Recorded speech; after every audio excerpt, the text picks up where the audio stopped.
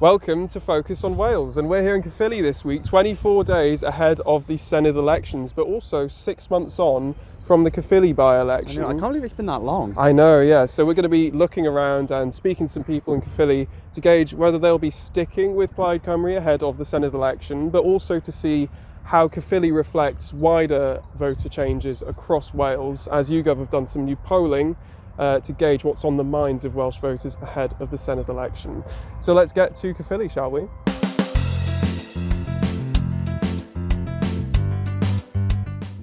Right, Adam, so let's talk about the context of Caerphilly. So there was a by-election 6 months ago, wasn't there? And the results saw Reform and Plaid go at a close two-horse race, wasn't it? Yeah, although I think what's kind of, even just to start with, kind of important to remember is that I think Reform actually there was quite a gap between Reform and Plaid in that. It wasn't there? A good few percentage points anyway. In the, well, that's the thing, the polling made it out that it was really close. And then the reality was that the actual results saw Plaid actually make a considerable majority, wasn't it? And that was 6 months ago, and it was the last sort of major by-election of that sixth Senedd. Yeah. And now there's going to be, of course, the seventh Senedd, and that's coming in May.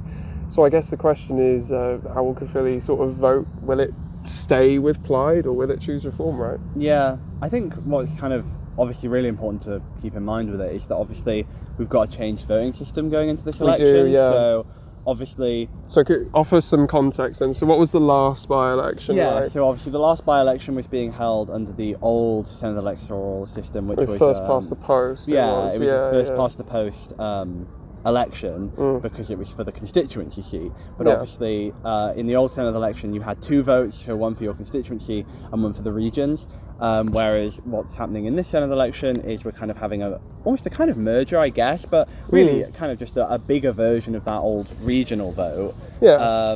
So the reality is that the people in Caerphilly are going to end up almost inevitably choosing both Plaid and Reform. Yeah, because of that new system where there's 6 seats now, isn't there, per sort of constituency, so per area. So that means that there'll be 6 politicians for the wider area that Caerphilly is in, right? Yeah. Another thing to speak about is that Plaid Cymru have been talking about Caerphilly a lot, of course, in the run-up to this election. They've been sort of saying that the Caerphilly by-election is a blueprint. So that's one thing that Rhun ap Iorwerth has said about this election coming up. They want to try and sort of do Caerphilly everywhere. Yeah. Which is no surprise, of course. It had a great result in Caerphilly. Yeah, well, of course, yeah. But I think the real question will be whether they can do that across Wales, right? Yeah, and obviously I think the big kind of issue for Plaid, obviously we talked a little bit about it in the last episode, is that whether or not that rhetoric of it's Plaid or Reform can be kind of effectively kind of expanded out, I guess, to this election and to the whole of Wales when you've got an entirely different electoral system. Yeah. Well, even quite recently, there was, I think it's only a few days back, so we're recording this on the Wednesday, and I think it was the weekend just gone, there was actually the Reform office, which is only like 5 minutes away from here, we walked past it, had sort of vandalism on it. It had a sticker over the slogan which said Caerphilly needs reform, and it said Caerphilly needs fascism. I think that's interesting because that's the second time now that's been vandalised. I think the first time it said something along the lines of Reform can F off home or something along the lines of that. I mean, it is a little bit anecdotal, but I suppose it does show that there is pushback against Reform and people wanting to sort of show it in these ways that will attract media attention, right? Yeah, well, I think, again, it's kind of the classic kind of Reform, and also Nigel Farage in general, this thing of, you know, there's a lot of popularity, but people who don't like Reform don't like Reform, right? It's very much a very polarising party and a very polarising figure in Nigel Farage. So, whilst obviously they do quite well, the people who don't like them really, really don't like them, and that's obviously why we see things like this kind of vandalism. There's a really strong reaction against it, and I suppose that's kind of what Plaid are hoping to capitalise on. Yeah, well, I suppose the best way to gauge opinion and gauge what people are thinking around Caerphilly is to talk to them. Indeed. So we're going to go speak to some voters around Caerphilly, see what they're thinking. We're going to speak about the wider polling across Wales as well, to try and gauge what voters are feeling before this election.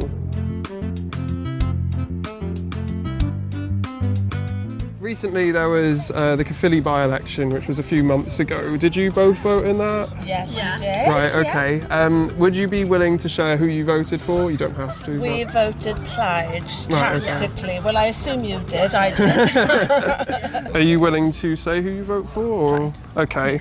Voted for the winner. The winner? Plaid Cymru, okay. Why did you vote Plaid Cymru then? Lots of things, but I've been here that long and Labour have been here since time began and nothing's changing. I just really like what they stand for. I think, especially with the rise in the far right, I think it's important to vote against it. So, will you be voting for Plaid again, or do you think you'll be changing your vote? It's likely for me, so I'll obviously be voting for the opposition of reform. Okay, which is likely to be Plaid. I would like to vote Green. But yeah, it'd have to be the opposition of reform for me. Me too, exactly the same. Feeling the same, yeah? No, probably go Plaid again, yeah. Yeah, fair enough. But it's all changing though this time around, isn't it? It is changing, all the boundaries yes, are changing, yes. the way we vote. I just really like what they stand for. I think, especially with the rise in the far right, I think it's important to vote against it. So Yeah. What's that top issue you think that sort of drives how you vote?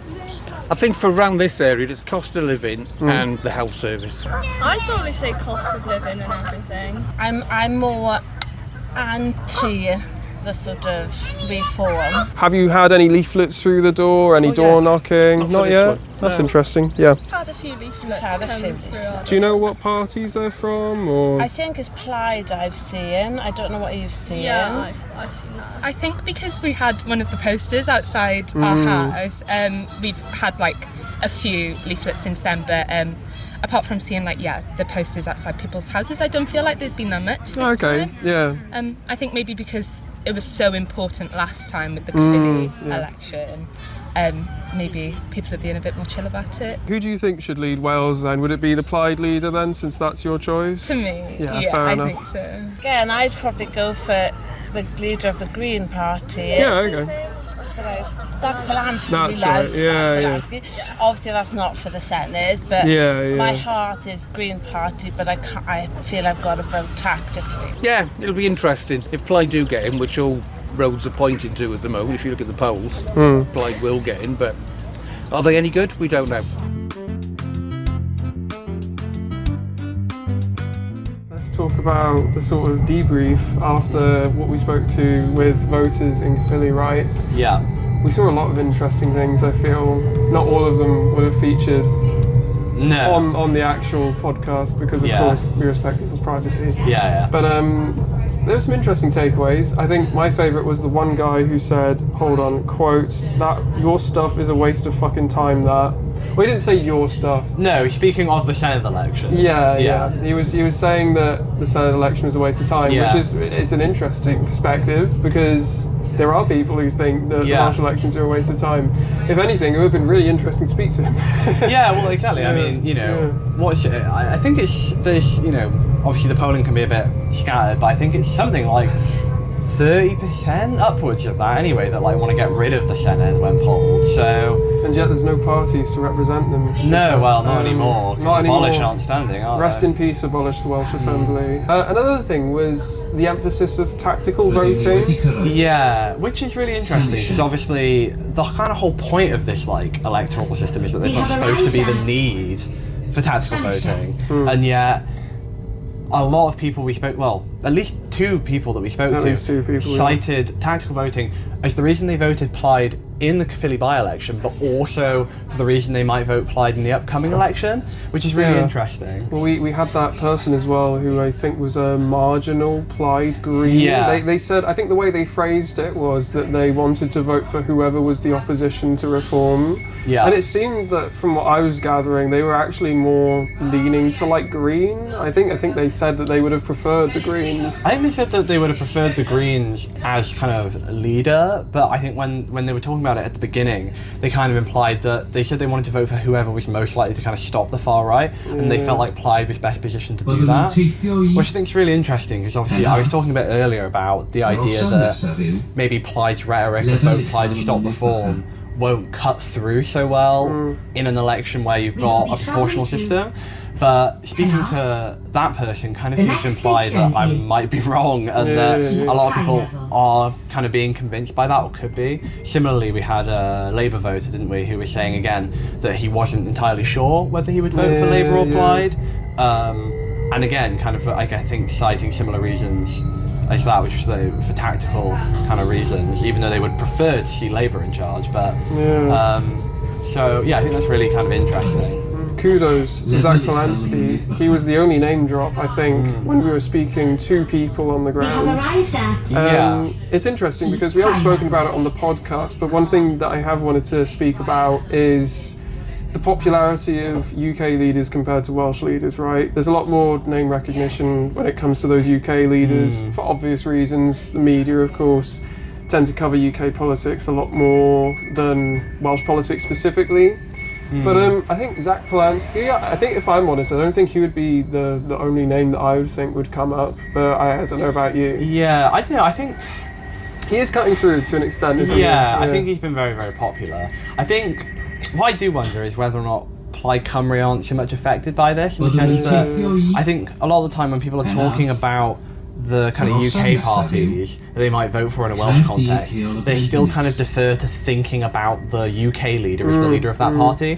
But obviously Plaid don't have that problem. I remember someone we were speaking to early on, we kind of mentioned a couple of leaders to them, and Rena Pureweth, they were kind of like, oh yeah, definitely know him. And I wonder if Plaid, kind of, because they have the single leader, in the Welsh context, Plaid, I've seen as Plaid and Rena as the leader, but some of the other Welsh kind of varieties of the parties can get a bit lost up with the kind of news of the UK party. I think an interesting point to wrap up on, though, is that, well, two interesting points actually. We didn't really see any vocal reform voters, and I think this could be like a rehash of the like shy Tory.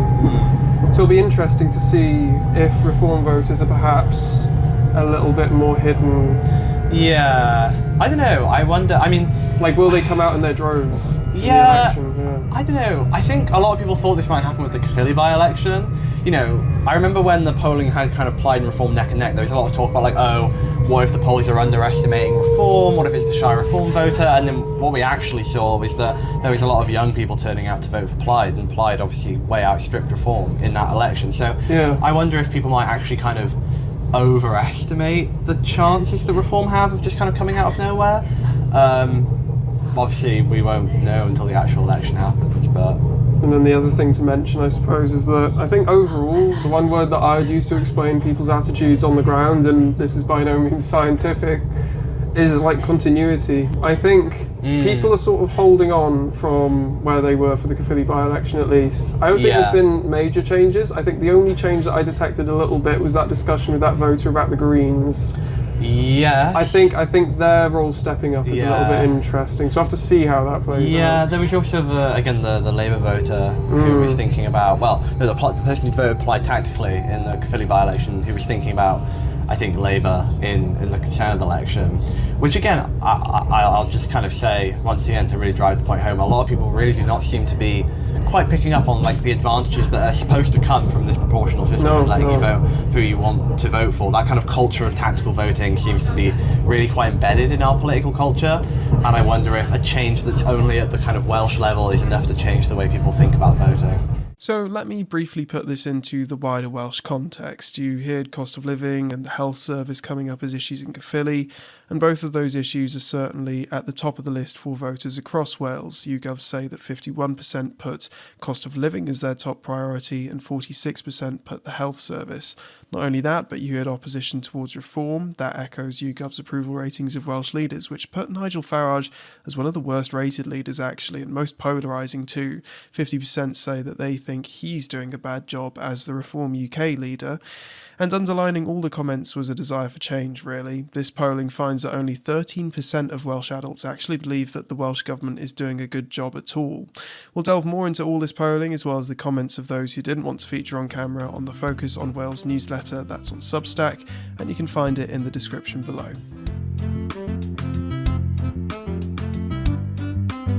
When this goes out, it will be exactly 1 week to register for the Senedd election in May, so I think it is worth going through some of the key things to know if you're not familiar with how the Senedd elections work, because they work a little bit differently, don't they, to the UK elections at Westminster. So 20th is the registration deadline, 21st of April will be the postal vote deadline, the 28th of April is the deadline for any applications to vote by proxy. So get those all in if you haven't already. There'll be a series of articles and other little resources and stuff that I'll be throwing onto the Focus on Wales Substack, so you can find that in the description, of course. I've thrown together a polling tracker and I'm going to make candidate lists so you can look through all that, familiarise yourself hopefully, and educate yourself a little bit before that election, because I find it myself sometimes it's so hard to find information on like candidates and just generally how the election works. You don't need ID for this election, whereas usually for the Westminster elections you do. But yeah, so do get registered before that deadline. Let's talk a little bit briefly now, though, about how this election will differ compared to the last Senedd election, which was, of course, back in 2021. So under this new election, there'll be an expanded Senedd, so it's going from 60 members to 96, so quite the jump. There's going to be new constituencies, so that's the areas where you vote. So the 32 old constituencies will be paired up to make 16 new super constituencies, as many are calling them, and they are very, very big. I think some go from mid-Wales all the way to the coast. It's actually kind of crazy. I always think for the political parties, it's quite a task, isn't it, to try and campaign across that large of a region. Yeah, absolutely. And there's also going to be a more proportional system, which of course has been the thing that a lot of people have been talking about. So it'll be closed lists, so that means that you'll be voting for a party and not a person, and it'll be using the DeHont system, which I won't go into, but I will be doing an explainer at some point on, I'm sure. One thing I do want to discuss, though, a little bit more with you, Adam, is do we need 96 MSs? That's something that I think we've seen so much from all sorts of political parties. So we've seen Reform and the Tories. Actually, no, Reform are in support of the expansion, but the Tories are against it.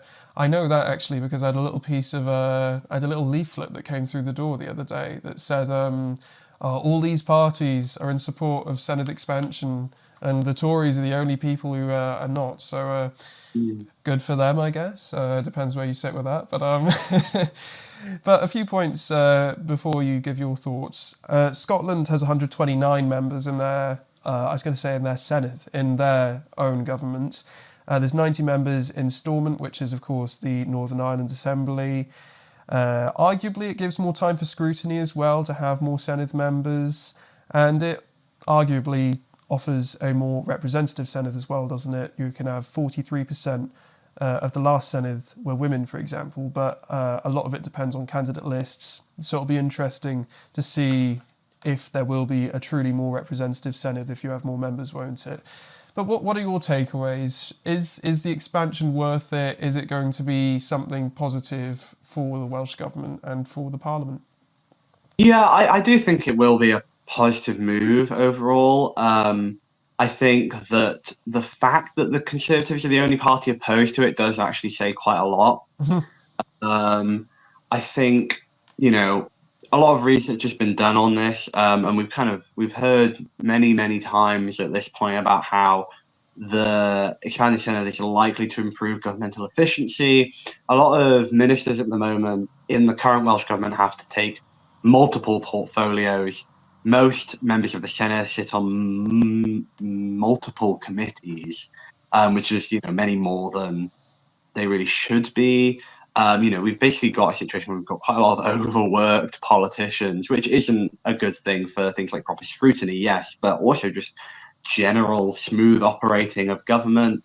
And, I think as well, it's something that is, it helps elevate the kind of, not so much the prestige, but just the kind of ability of the Welsh Parliament to appear as a proper parliament. We've heard, I've seen it in kind of rhetoric from particularly, parties that are particularly in support of this, things like, Labour and Plaid. Certain councils have more seats than the Welsh Parliament, which really just makes it look a bit silly, to be honest, that it's so small. And like you were saying, it's the smallest parliament in the kind of current settlement by quite a bit. And I think that increasing those numbers to 96 will go a really long way towards making it a much more serious parliament, able to undertake serious legislative work. I mean, we talked a little bit in the kind of very, very first episode about the lying ban, how a lot of these laws take entire Senedd terms to get through and have to be really, really quite rushed at the end. A lot of this kind of legislation is really, really difficult for the Senedd to pass in the end. And there's maybe a point to be made about kind of bureaucracy in the Senedd there, but I think that it also plays into the fact that there's just not enough politicians to do the work that needs to be done. Yeah, I think it'll be interesting to see how much different the actual Senedd chamber will be with 96 MSs. I think it's going to be a lot more combative, a lot louder. It'll be interesting to see how that First Minister's questions will be in that newly expanded chamber. But the main takeaway, if you don't take anything away from this, make sure you register before the 20th of April. So this week it's been the opportunity of the parties of the left to reveal their manifestos. So we've seen Plaid Cymru on Thursday in Wrexham reveal their manifesto, and the Greens unveiled theirs on Tuesday in Port Talbot. So sort of like Reform and the Tories on the right, we saw that both manifestos come out in quick succession, but there are also a lot of similarities because I think both parties on each side of the political spectrum, they tend to agree on what issues need to be targeted, but they have different ways to go about it. So let's have a look at some of those similarities. Both want to back universal childcare from 9 months. Both want a form of rent controls. However, it is more of a priority for the Green Party, and we'll get to that a little later on. Both parties want to tackle corridor care. They both want to take back control of water, and in fact that one is literally down to the word in both of the manifestos. Both want to extend free school meals to secondary schools, and they both want to call for devolution of multiple things, including the Crown Estate as one example, but of course it'd be a very long and boring podcast if I was going through every single thing that Plaid Cymru and the Greens wanted to devolve. Both parties are also pro-independence, but they both agree that it is not a priority that will be pushed at this election, and in fact I think it was not really mentioned too much in the manifestos for both of them. So we'll start with Plaid Cymru and their priorities in their manifesto. So they want to introduce that universal childcare offer from 9 months. They also want to tackle child poverty through the Cynnal child payment, which is essentially their own version of the Scottish child payment. So that will be a £10 weekly payment for up to 15,000 children who are aged 0 to 6 years old in low-income households. They also want to cut NHS waiting times. They want to raise educational standards, and they also want to stand up for Wales in Westminster. So it is quite interesting. They've put an emphasis there on childcare and child poverty, and I think that is an interesting thing because it sort of follows, as I was saying, with that child payment that we saw in Scotland. That was a strategy that they brought in, and I believe from a previous piece that I've done, Scotland are the only nation in the UK who have actually seen child poverty rates being addressed effectively rather than going in a negative trajectory. So it is interesting to see them sort of not stealing policies, right, but they're adopting those policies as good examples and then aiming to try and adjust it for Wales, right? What are your thoughts on that on that approach to policy actually? So taking policies perhaps that the SNP have used and shown that have worked effectively, do you think that's a good way to go about things, or do you think perhaps it might not work? Because one thing to mention is that what is devolved when it comes to the benefit system in Wales isn't the same as Scotland, to mention one case. Yeah, I mean, I think it's obviously on the surface of it, it's one of those things that just seems really, really reasonable, right? I don't think that we want a kind of political culture where one devolved government saying, oh, the Scottish government is doing this thing, and it's working really, really well, let's do it ourselves, is something that is kind of criticised or seen as a bad thing. I think part of the original rhetoric, even kind of devolution, was this idea that, the various devolved nations can kind of do things in their way that works for them, and also learn from each other. And I think that taking something like the Scottish Child Payment and then transforming it into obviously the Welsh Cynnal payment is obviously like a really, really good idea.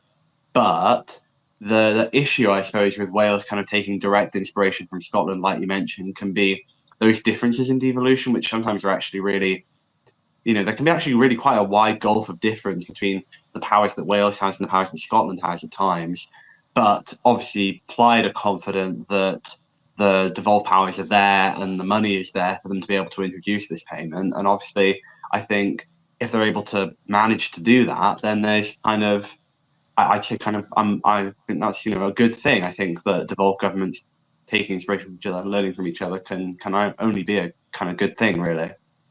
I think in a sense, the way that I think of it is that you have, say, a party like Labour, who have Welsh Labour, Scottish Labour, then they have UK Labour, don't they? I think when you look at a party like SNP, Plaid Cymru, they of course don't have, it'd be impressive if Plaid Cymru had their English wing, but they do not.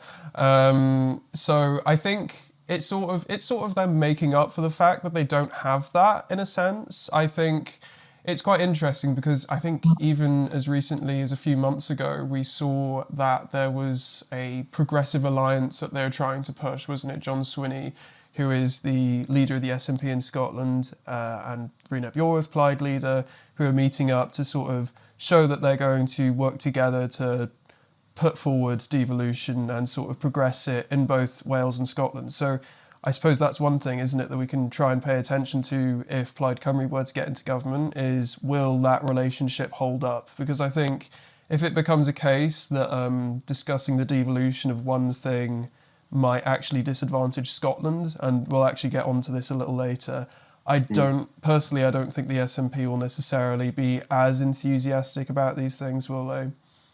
No, and I think that, there is a very interesting relationship between the two of them. That I wonder if in some ways, a bit like you kind of mentioned, can actually kind of mirror how some of the parties at the UK level have their kind of national branches. Obviously, Plaid and the SNP view each other as sister parties. That's the term that they usually use, which kind of implies a real kind of closeness of relationship. But obviously, there are ways in which what is kind of best for Scotland might not actually be best for Wales. And obviously one of the ones that's been talked about most kind of prominently is this kind of thing about funding and things like the Barnett formula, and how a change in that kind of funding formula could be really, really good for Wales, but probably not so good for Scotland. So if we kind of see a Plaid Cymru government pushing for something that really isn't to Scotland's advantage, it's kind of all going to be to see whether or not that relationship and that closeness is able to kind of hold up.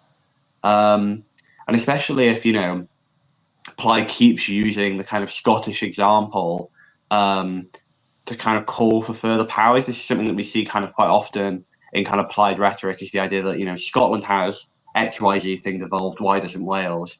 And obviously that can work really well rhetorically as an argument, but I wonder if there's a sense in which it can actually start to almost undermine the case for Scottish devolution. If you can say, well, Scotland has these things devolved, why shouldn't Wales? There's a door that opens there for the UK government to be something like, well, why does Scotland have it in the first place? Let's not give Scotland any more powers, because then Wales is going to want them as well. So I wonder if kind of that rhetoric even could be something that becomes a bit of a sore spot in future. Yeah, no, that's the perfect segue, Adam, because there's a section in the manifesto which is entitled New Leadership for Wales. And what I found quite interesting was a lot of that section, which is about leading Wales, was actually talking a lot about pushing for devolving things. And that isn't something, I'm not saying that they can't put that in their manifesto, but I do think that it's a bold choice to sort of put that forward as something they're going to do when they're not necessarily going to get those concessions. So you touched on the Barnett formula there.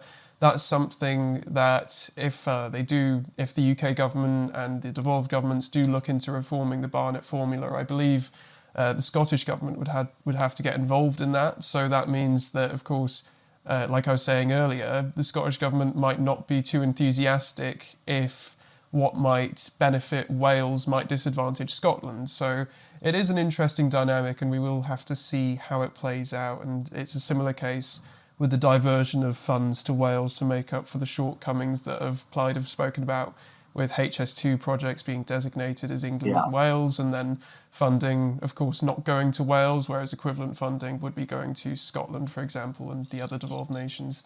Let's discuss another point on the manifesto, which I found quite interesting. It hasn't really been talked about too much in the media, because I suppose a lot of this election is about the cost of living. Some people are saying this is a cost of living election, but they want to say, or they say they want to introduce the STV voting system, which is very technical. So for a start, what is the STV voting system? How does that differ from the one that's being used? You don't have to do like a in-depth analysis of this, but just touch briefly on how it works, essentially. I mean, to be honest, one of the things that I think is actually really interesting about the idea of adopting this voting system, considering the system that we're adopting for this election, is how actually in a lot of ways it wouldn't require a lot of changes. A lot of the changes that you would need to introduce STV have already been brought in with this proportional system. So STV, you get one vote, much like you do in this upcoming election. But whereas in this election you have one vote and you cast that for a party that puts forward a list of candidates, in STV you have a variety of candidates that are all listed independently of one another.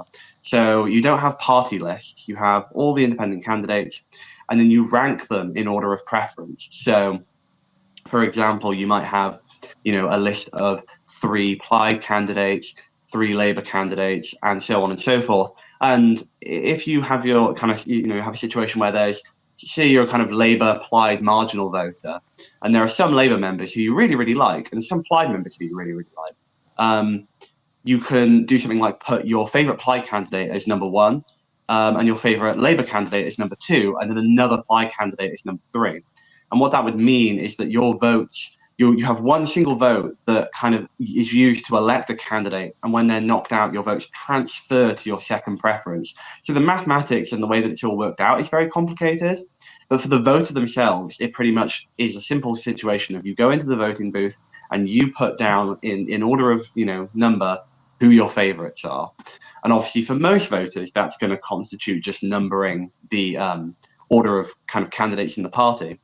But it gives a lot of power back to the voter and away from the parties, such that obviously at the moment, it's the parties centrally who determine in what order their candidates are elected. It's internally Plaid, Labour, so on and so forth, who say who's at the top of that list. And voters don't have a say in that. So if you want to vote for Plaid, you're voting kind of by extension for the person at the top of their list.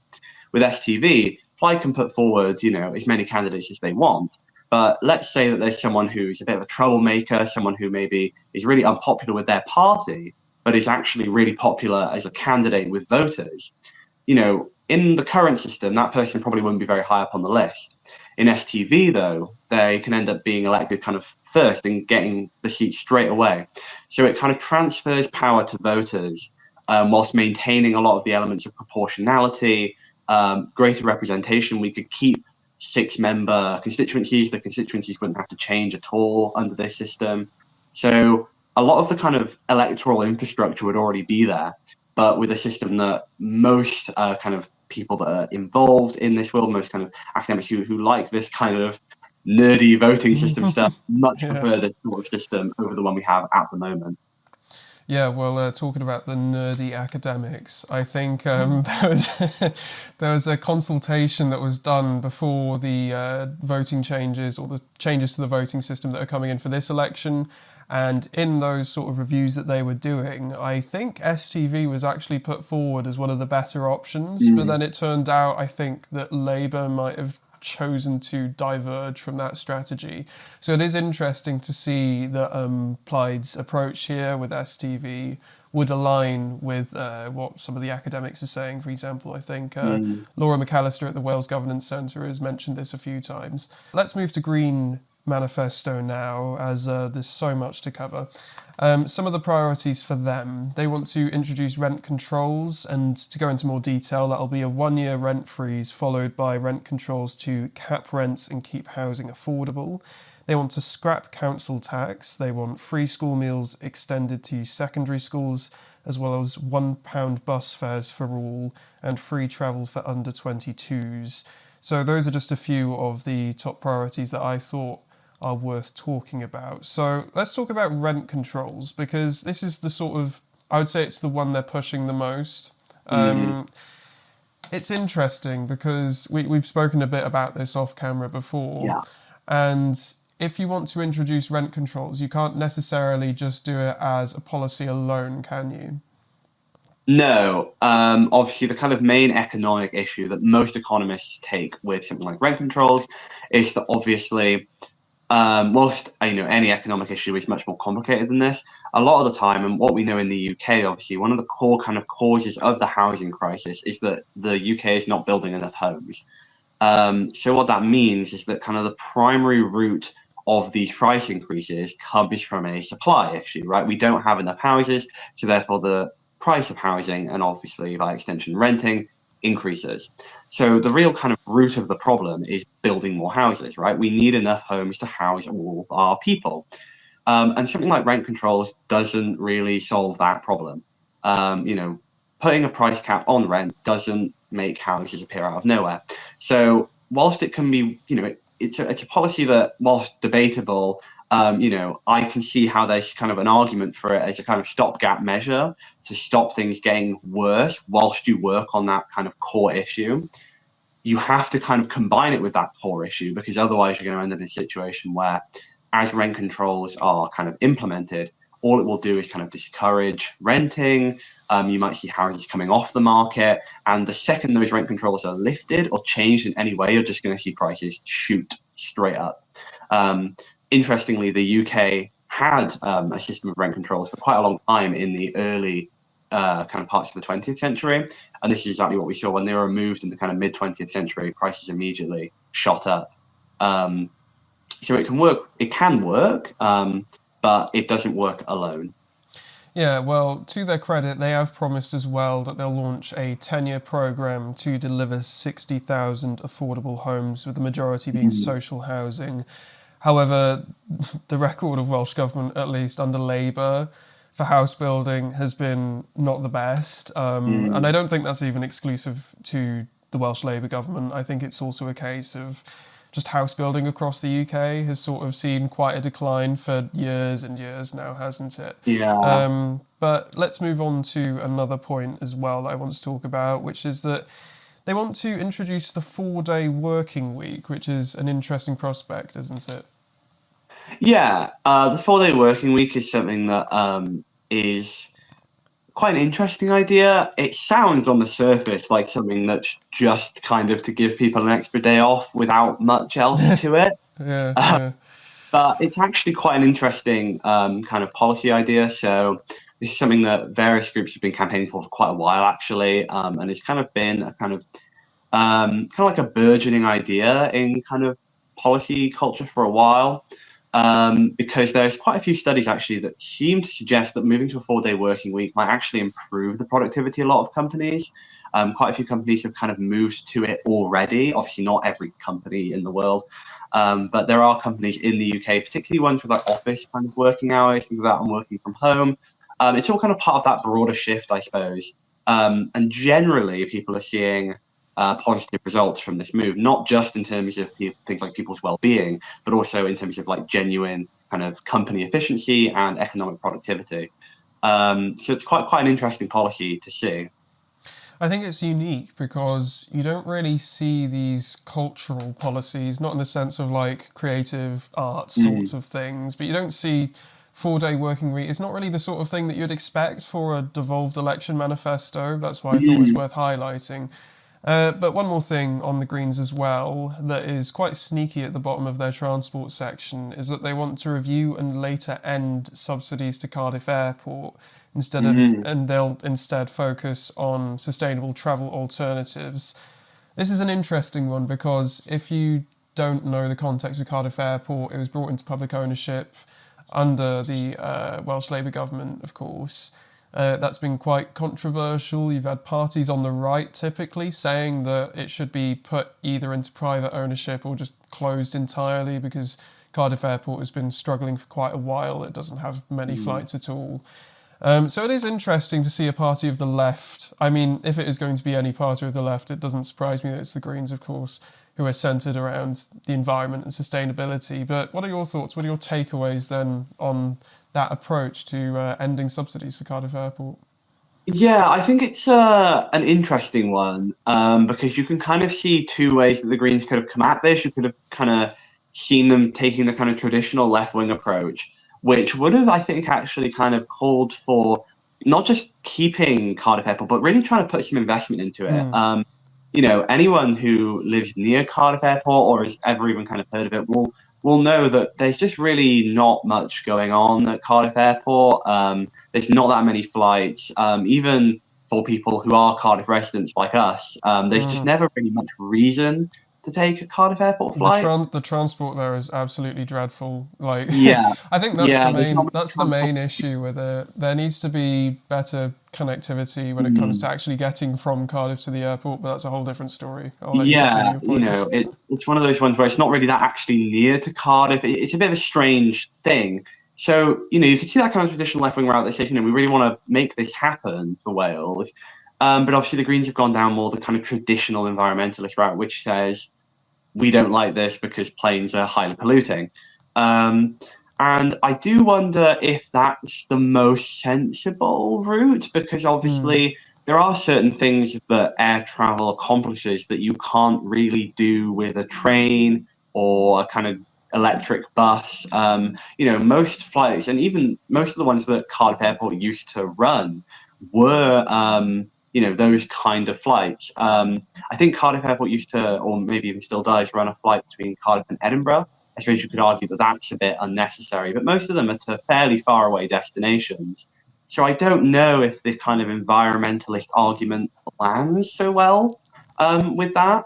But equally, I think that Cardiff Airport as a kind of institution might be in a situation where it's a bit hard to salvage. So I wonder if the Greens here have kind of gone for getting kind of an easy kind of environmentalist win, whilst also getting rid of something that's kind of becoming a bit of a liability for the Welsh government. I think the dilemma here for the Greens is that, like you're saying, there's sort of two ways they could have approached it. They could have gone down the sort of environmental route, which of course the Greens have been traditionally grounded in, where they'd be looking at sort of sustainability, and from that perspective I get why they're going down the route of this policy. But then I do wonder how well this would go down with newer Greener voters who are more looking to the party for their progressive left-wing ideology under Polensky's leadership, right? There's a lot of people who are turning to it as the left-wing choice now in Welsh politics, but also UK politics. And I'm not sure how well that will go down with them, especially younger people as well. But it is an interesting dynamic for them. And I want to just close up this manifesto discussion with whether the Green Party manifesto is an actual manifesto to prepare for government, or sort of more just like a wish list of concessions, because I think the Green Party, not the Green Party, the IFS were touching on this. They were saying that they don't really talk about how they would pay for this bigger, more active state. So, for example, with those bus fares, they want to make it free for under 22s, and they want to make it so it's £1 for everyone. That would cost a lot, but also their other policies too in this manifesto would cost a lot. So it does raise the question, is the Plaid Cymru manifesto preparing for government, and then is the Green manifesto just sort of a list of potential concessions they can raise if they were to negotiate with a Plaid government? Yeah, I could definitely see that argument. I mean, we saw that obviously Plaid themselves didn't get the best response from the IFS, although I suppose to be fair to them, the IFS report about Plaid does kind of at various points, take the time to mention that it's whilst some of Plaid's promises aren't effectively costed in their opinion, it is a lot better than what the Green Manifesto seems to be looking like. But I think it is quite easy to see this kind of Green Manifesto is looking like something a bit like a kind of Plaid Cymru Plus, like Yeah, a little bit. thing that is essentially looking at the Plaid Manifesto and saying, yeah, that's great, but can we do a little bit more? I wonder how that dynamic might play out in government, because I think that up to this point, there's a sense in which Plaid Cymru themselves have often been seen as kind of Labour Plus, right? Looking at the government and saying, well, can we do a little bit more? So it'll be really interesting to see if, as kind of Labour drops out of the foreground a bit, we see a kind of old kind of Labour-Plaid dynamic being kind of taken up by Plaid and the Greens. Just to touch on that IFS analysis on Plaid Cymru as well, they said that the overall giveaways in Plaid Cymru's manifesto are not huge, but in the context of a Welsh budget are already likely to be under strain post-election. And they also dropped the line that I think they have for literally every party's manifesto so far, which is that Plaid Cymru have not faced up to the fiscal reality facing the next Welsh government. And I think at this point, the IFS are just in despair looking at all these manifestos, to be frank. But yeah, I think it is interesting. I think, like you say, it is going to be a changing of the guard in a sense, isn't it? You'll have Plaid promoting to being potentially that party that's in control, and then the Greens being that sort of party of cooperation, which will be really interesting to see. However, reform, of course, could throw a spanner in the works, so it is all to play for, isn't it? Yeah, absolutely. Right, well, it's time for our winners and losers of the week as usual. So we'll be taking a look at who we think, sort of in Welsh politics or just anything more generally in Wales, that's been a positive influence or just been hard done by over the last 7 days. So Adam, who is your winner of the week? Yeah, so my winner is, I suppose, a bit of an odd one. Don't exactly know how to phrase it, but I suppose we could go with something like the Welsh environment generally, because Friends of the Earth Cymru commissioned a poll, which ended up showing that really quite a substantial amount of people in Wales are supportive of getting a kind of greener and more kind of climate-friendly Wales, which is obviously a good thing for anyone who cares about the environment, but also just anyone who likes nature and things like that. Although, obviously, I suppose the one kind of caveat to this win, I suppose, would be the fact that I think the kind of history of climate policy has unfortunately been that if you ask most people, do you want clean air? Do you like the climate? Most people are going to say yes. But once you kind of talk about the costs of that, that's where a lot of the time the actual policies that achieve those things can actually end up becoming unpopular. We've seen this kind of a lot in recent years with rhetoric from kind of Reform and the Conservatives, where the kind of line they go with is, yes, the environment is important. Yes, we care about the environment, but the cost to the average working person is too high, and therefore we need to not do whatever climate policies. So whilst I do think this is, it's still very much a good thing for the environment in Wales, the degree to which it is a good thing, I think, is something to be a bit cautious about.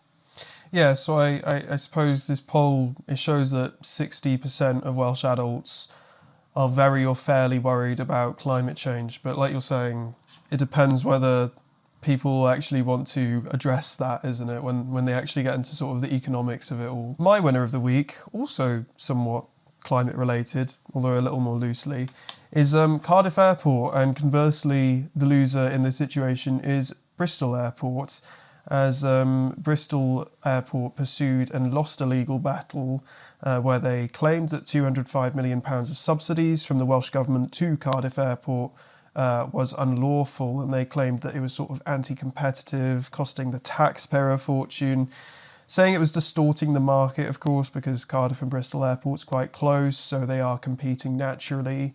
I believe they said that that was £71.50 per passenger from the taxpayer that's being spent through those subsidies. And it comes back to that debate that we touched on when we're talking about the Green Manifesto point on Cardiff Airport. There's so much debate whether subsidies should still be going to Cardiff Airport, whether it's out of an economic argument or out of sustainability, like the Greens were saying.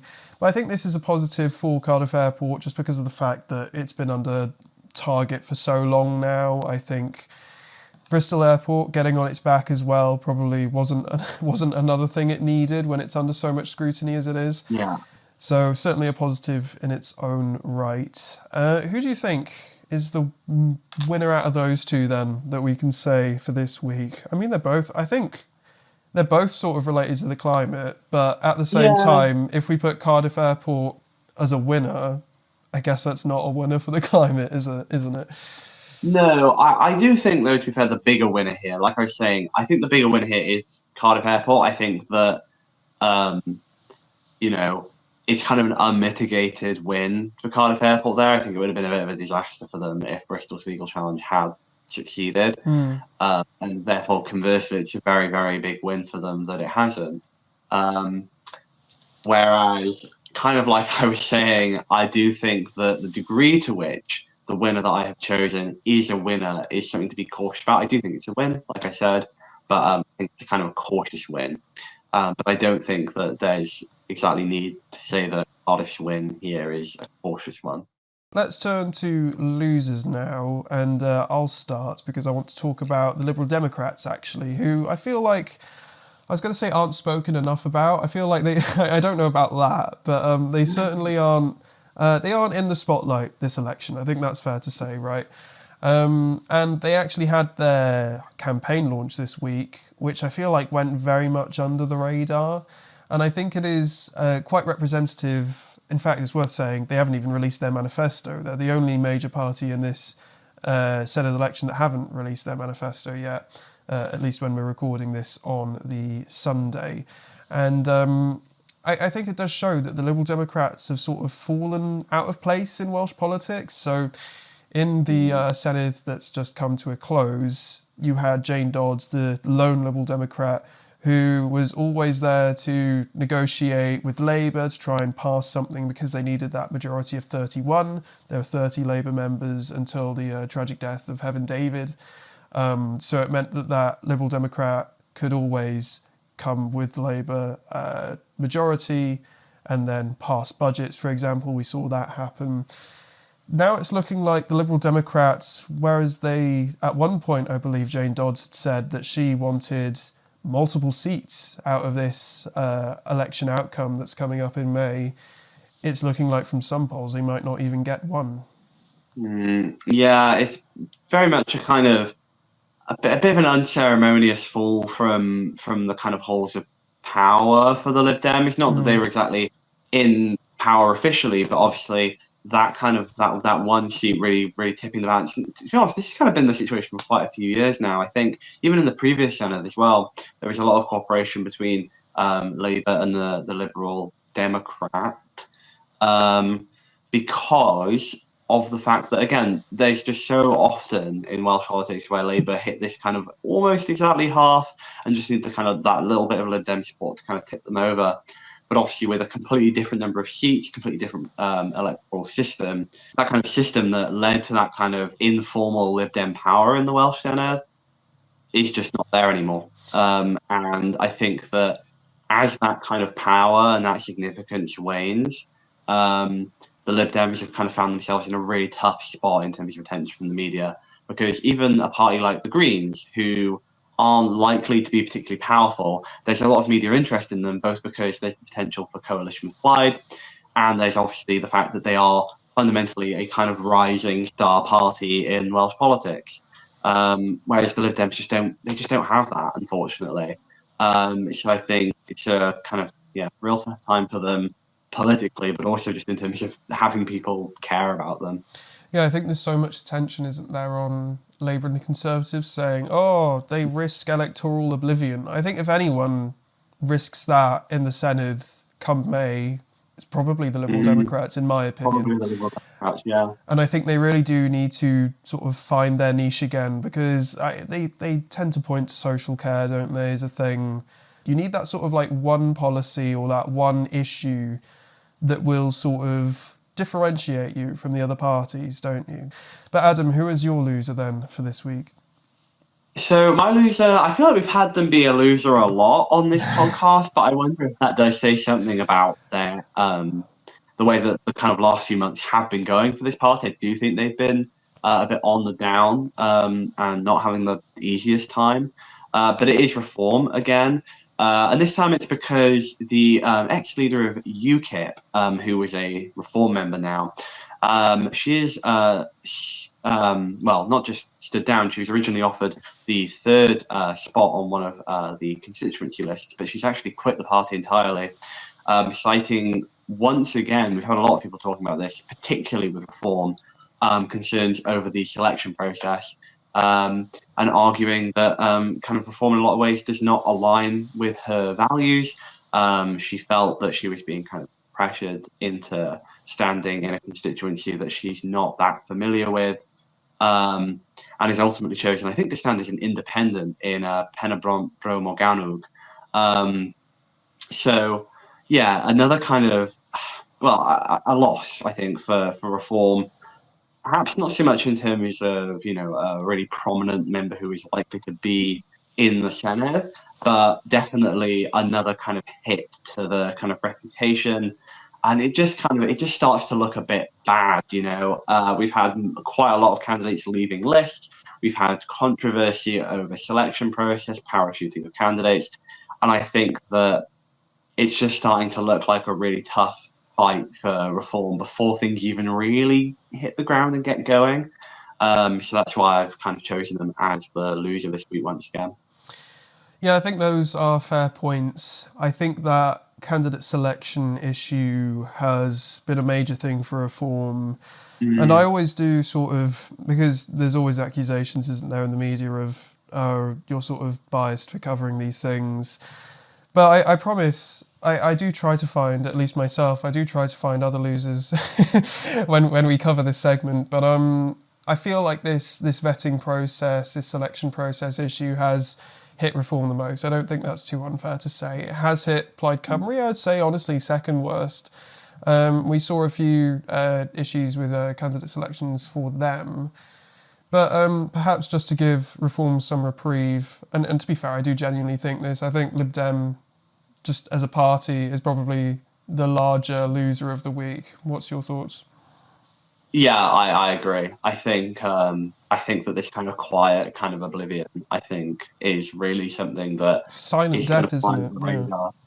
Yeah, I think that interesting when obviously we're talking about this kind of fact that there's a lot of media focus on Labour and the Tories both not doing well, it looks like, in this election, and not so much attention to the Lib Dems. I think that's because the Lib Dems were already so small. I think that the Lib Dems facing this kind of oblivion is just not that much of a story. And I think that that's really the true indictment, the fact that the Lib Dems look like they're facing true electoral oblivion through getting absolutely no seats, and that in and of itself is not really considered, at least by the media, to be much of a story worth talking about. That wraps it up for this week, pretty much. If there's one thing you take away, like I said earlier, register to vote. You've got a week to go. Very important to do. If you haven't watched before, you probably don't know who we are. So, Adam, you want to tell us a little bit about yourself? Yeah, so unlike Kyle, I do not have many different publications and projects, but I am a university student. I'm studying history and politics at the University of Oxford. And other than that, my main kind of political activity is that I am a member of Plaid Cymru and have been actually for quite a few years. Other than that, I do a little bit of writing here and there, but most of it, in fact, all of it, unpublished at the moment. But as we keep saying on this podcast, maybe one day it will find itself a place to be let out into the world, but not. Maybe I can squeeze out like a little section for you on the Focus on Wales newsletter, which you can, of course, find in the description, which I am hoping to keep updated, although I am quite awful at keeping it up to date, but I will make an effort, and maybe we can have like Adam's notebook or something, like a little section where you can give your thoughts, opinions, and vibes on something. We'll see if that comes out. A little bit about me. I'm Kyle Bright, of course. You can find me on all the social media platforms. KDJ Bright is my handle, and I've done some pieces for the Will Hayward Newsletter and the Nation Cymru website as well, so check those out. I think that's about it, isn't it? I'll see you next week, Adam. Yeah, see you soon.